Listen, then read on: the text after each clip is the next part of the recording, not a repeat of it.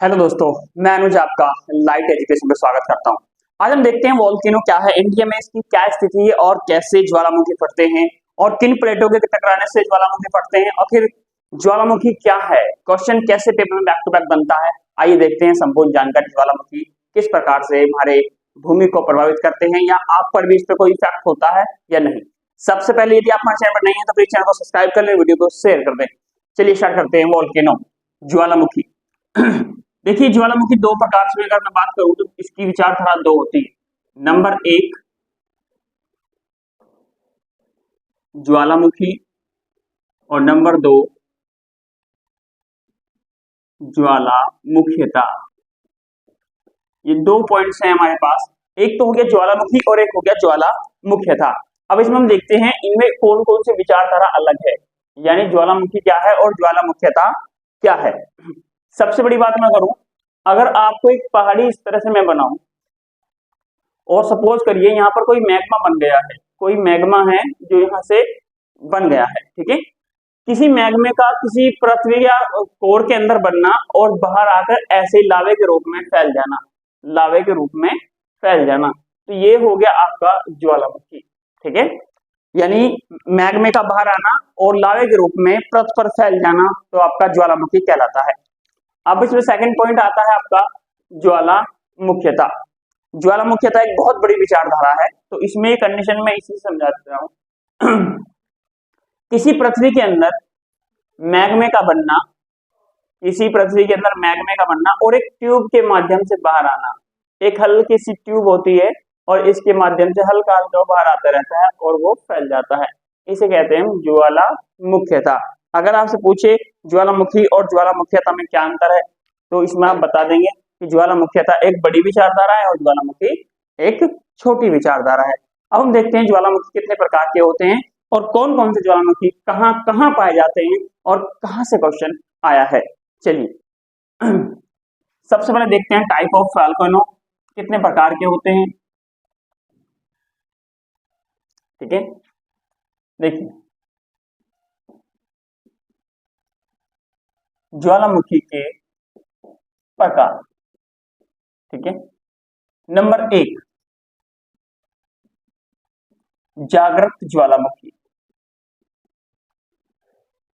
सबसे पहले इसी की बात हम कर लेते हैं कि तीन प्रकार के होते हैं, जागृत ज्वालामुखी, प्रसुप्त ज्वालामुखी और मृत ज्वालामुखी, है ना। एक एक को मैं बारी बारी से आपके सामने रखूंगा और एक्सप्लेन करूंगा कि क्या होते हैं।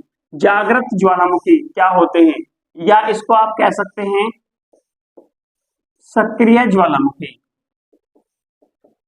सक्रिय ज्वालामुखी यानी वे ज्वालामुखी जो हमेशा एक्टिव रहते हैं, जहां से लावा हर वर्ष यानी हर टाइम निकलता रहता है, उनको हम सक्रिय ज्वालामुखी कहते हैं, ठीक है। जैसे मान के चलिए यहाँ पर है और मैं बताऊं आपको कहाँ कहाँ होते हैं। देखिए, जैसे कि स्ट्राम्बोली है आपका, स्ट्राम्बोली ये एक ज्वालामुखी है, ये भूमध्य सागर में है। कहाँ है जी? भूमध्य सागर में है। यहां से हर टाइम, ये भूमध्य सागर में है, हर टाइम स्ट्राम्बोली ज्वालामुखी से लावा निकलता रहता है, ठीक है। इसीलिए स्ट्राम्बोली को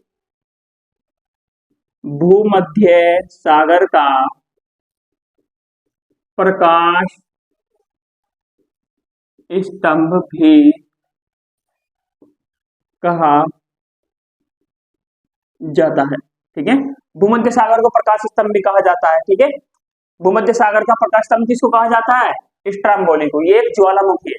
दूसरा दूसरा आता है, ये फर्स्ट हो गया आपका कलायु ज्वालामुखी।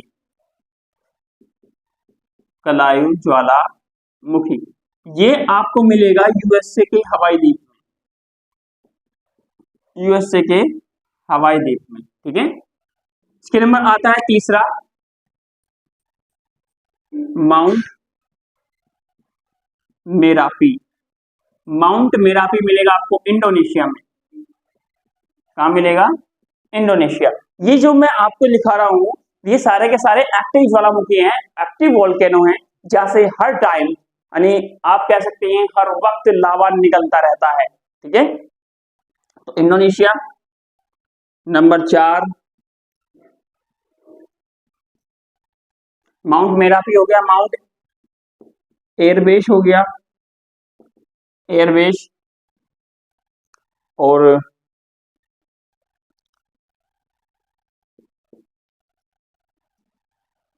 नंबर 5 पे आ जाएगा आपका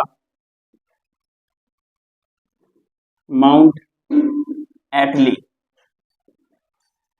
ठीक है, माउंट एटली, ये सारे के सारे कैसे हैं, एक्टिव वोल्केनो है, यहाँ से लावा हर वक्त निकलता रहता है। यानी इसकी डेफिनेशन बनेगी जागृत ज्वालामुखी की ऐसे ज्वालामुखी जो हर वक्त जो है सक्रिय रहते हैं, एक्टिव रहते हैं, जहां से लावा हर वक्त निकलता रहता है। उसमें नंबर 1 आता है आपका स्ट्राम्बोली, भूमध्य सागर का प्रकाश स्तंभ कहलाता है, ये कहाँ पर है, भूमध्य सागर में स्थित है। नंबर 2 पर कलायू आता है, यूएसए के हवाई द्वीप में। नंबर 3 पर मेरापी आता है, इंडोनेशिया। एयरबेस आता है, और फिर माउंट एटली आता है। ये सारे के सारे एक्टिव वोल्केनो की श्रेणी में आते हैं। चलिए अब हम देखते हैं नेक्स्ट,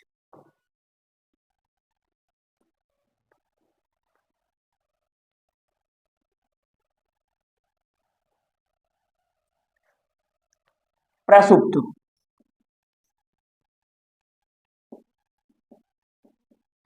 ज्वालामुखी।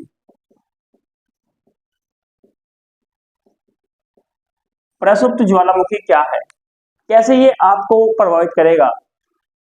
प्रसुप्त ज्वालामुखी यानी ऐसा ज्वालामुखी जो कभी निष्क्रिय थे,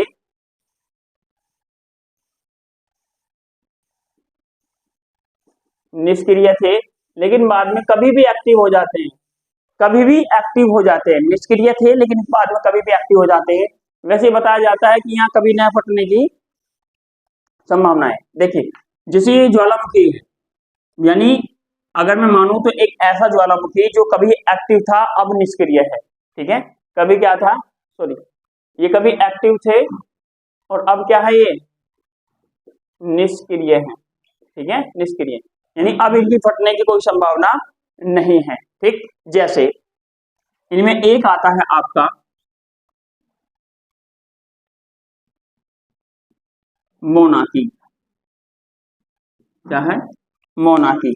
ये मोनाकी ज्वालामुखी है, ये आपको मिलेगा हवाई द्वीप में, हवाई द्वीप में। ठीक है, नंबर 2 पर आता है माउंट हुड।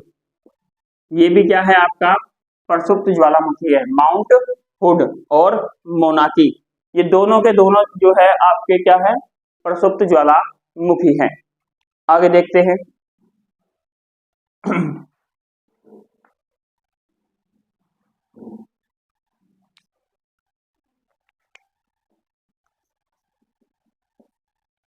मृत ज्वालामुखी। मृत ज्वालामुखी यानी ऐसे ज्वालामुखी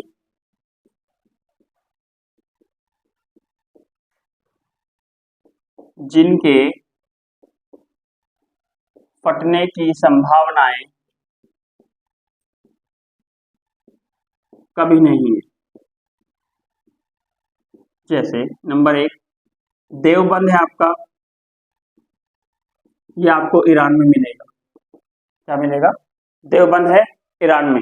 जिस प्रकार से देवबंद एक क्या मृत ज्वालामुखी है, ईरान में स्थित है, ये कभी नहीं फटेगा। ठीक है, तो इस प्रकार से कुछ ज्वालामुखी ऐसे होते हैं जो क्या है, मृत प्राय होते हैं, जीवन में जिनकी कभी फटने की संभावनाएं नहीं है। ठीक है, तो ये थे आपके कुछ टॉपिक ज्वालामुखी संबंधित। प्लीज वीडियो को शेयर करें, लाइक करिए, सब्सक्राइब करें। धन्यवाद।